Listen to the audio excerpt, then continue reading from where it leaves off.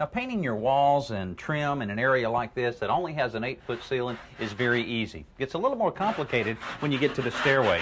Joe, I see you're working off some scaffolding here. Yeah, how you doing, Danny? Doing good. Yeah, what we have here is a pretty typical staircase where we've got about a 12 or 13-foot high ceiling.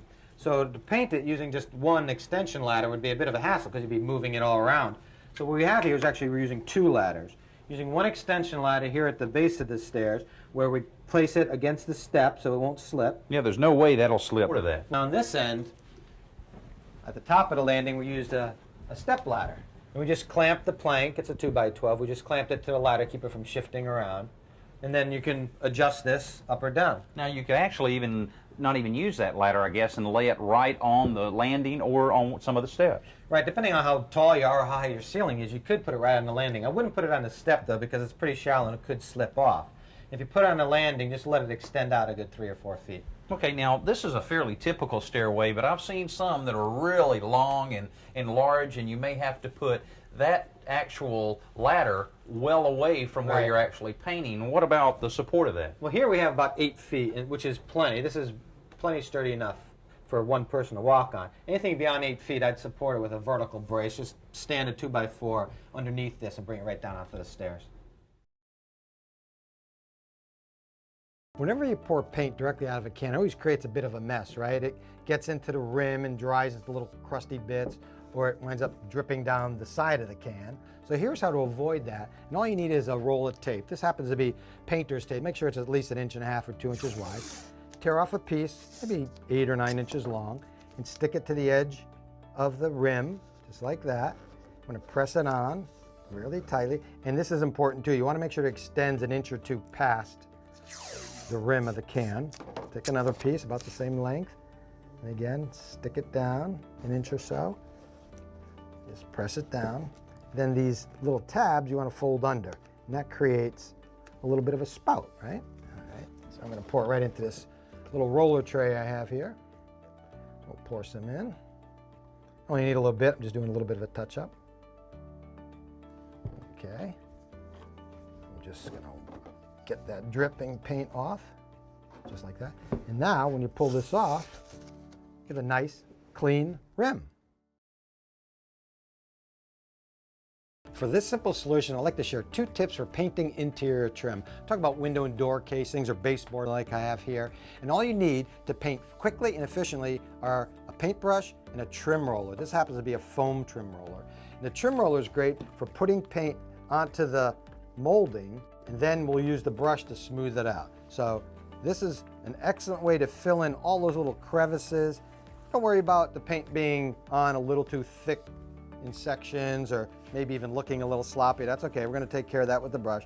Just get the paint loaded on and then come back with the brush. It's back brushing, right? So you just want to make sure you get out all those little imperfections, spread out the paint nice and smooth, just like that. There, perfect. Professional job. Now, the professional painters love to use the 5-gallon buckets because it enables them to pour 2 or 3 gallons of paint in the bucket and stir it up for consistency. Then you'll see them using one of these, a roller screen that just hooks over the lip of the bucket and is perfect for evening out the paint on your roller cover.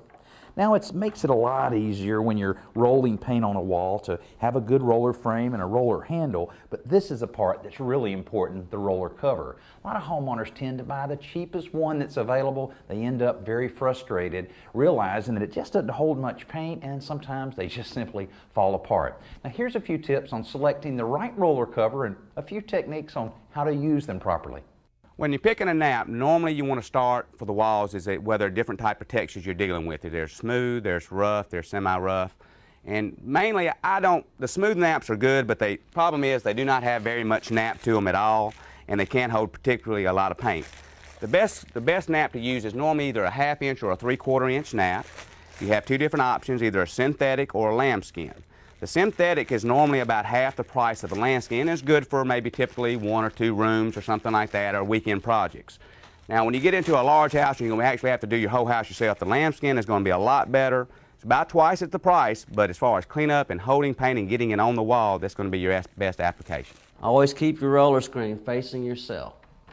Get plenty of paint on it.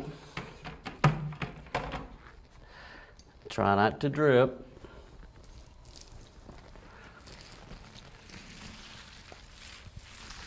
And again, try to stay just with an even stroke after you've got your wall cut in. Stick with a box and back roll. Get your paint on your wall and then come back and back roll. This will get the excess paint spread out evenly on the wall. Nice even strokes. Keep yourself squared up. Don't get ahead, don't cut too much. Cut a little bit, roll a little bit.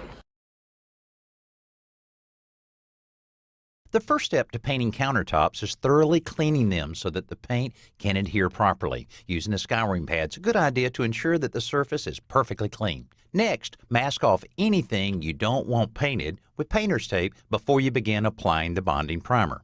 For faux granite painting kits, the primer is usually black, and the best application tools are a simple foam brush and a narrow foam roller. Depending on the manufacturer's instructions, the primer will need to dry for several hours before you continue. At that point, you can begin applying the various colors that will create the illusion of granite. These are applied with a natural sponge in a random pattern over the countertop surface.